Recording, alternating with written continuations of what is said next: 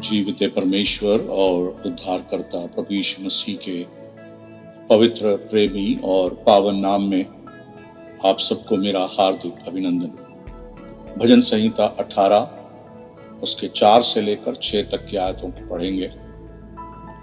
मृत्यु की रस्सियों से मैं चारों ओर घिर गया हूं और अधर्म की बाढ़ ने मुझको भयभीत कर दिया। पाताल की रस्सियों मेरे चारों ओर थी और मृत्यु के फंदे मुझ पर आए थे। अपने संकट में मैंने यहोवा परमेश्वर को पुकारा। मैंने अपने परमेश्वर की दुहाई दी और उसने अपने मंदिर में से मेरी बातें सुनी और मेरी दुहाई उसके पास पहुंचकर उसके कानों में पड़ी। इस विजय के गीत में जो दाऊद के द्वारा रचा गया है, 4 से लेकर 6 तक की आयतों में खतरों के समय परमेश्वर की ओर ताकने के विषय में दाऊद स्मरण दिला रहा है। इस गीत में कह रहा है या गा रहा है। और इस भाग जो 4 से लेकर 6 तक की आयतें हैं, उसको मैंने 4 भागों में फिर विभाजित किया है। पहली सच्चाई जो हम इस भाग में देखते हैं वो यह है कि संघर्ष का होना अवश्य है। दूसरी बात हम जो देखते हैं वह संघर्ष के विभिन्न रूप जो यहां पर दाऊद वर्णन कर रहा है।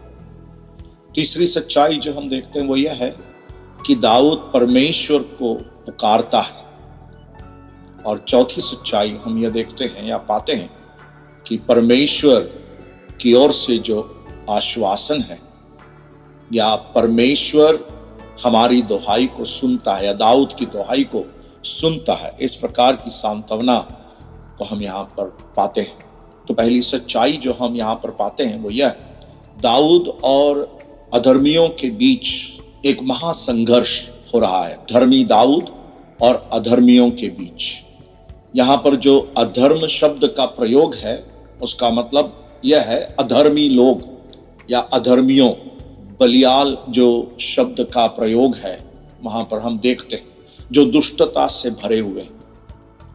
यहां पर दाऊद के इस गीत के इस भाग में जो पहली सच्चाई हम समझ सकते हैं वो यह है कि संघर्ष का होना अवश्य है।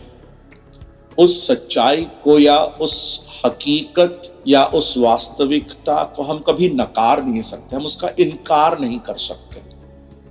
धर्मियों के लिए यह संसार उचित नहीं है।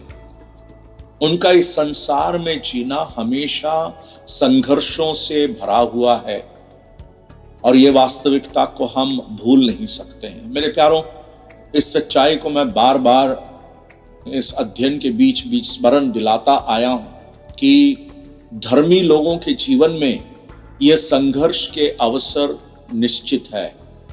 इसमें कोई शक की बात नहीं है। संघर्षों का सामना करना है और उस बात को दाऊद कह रहा है। अब दाऊद के कौन सी परिस्थितियों में ये लिखा या कौन सा विशेष परिस्थिति का वर्णन वहां पर है, हम उसको ठीक से बता नहीं पाएंगे, परंतु ऐतिहासिक पुस्तकों के अध्ययन के द्वारा दाऊद के जीवनी को जब हम पढ़ते हैं तो दाऊद पूरे जीवन काल में इस बात को अनुभव किया है। जब तक उसने अपने सारे शत्रुओं को नाश नहीं कर दिया, इस संघर्ष का सामना उसको करना पड़ा।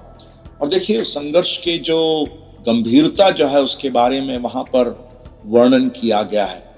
वह कहता है कि इस संसार में हर प्रकार का क्लेश, हर प्रकार का संकट, सताव, गिराया जाना, इस प्रकार के अनुभवों को वो कह रहा है। वहां पर उसका वर्णन को देखिए, मृत्यु की रस्सियां, उसके बाद अधर्म की बाढ़, उसके बाद कहता पाताल की रस्सियां, मृत्यु के फंदे, संकट, इस प्रकार के शब्दों का प्रयोग करते हुए वह इस पहली सच्चाई को प्रकट कर रहा है कि संघर्ष का होना अवश्य है।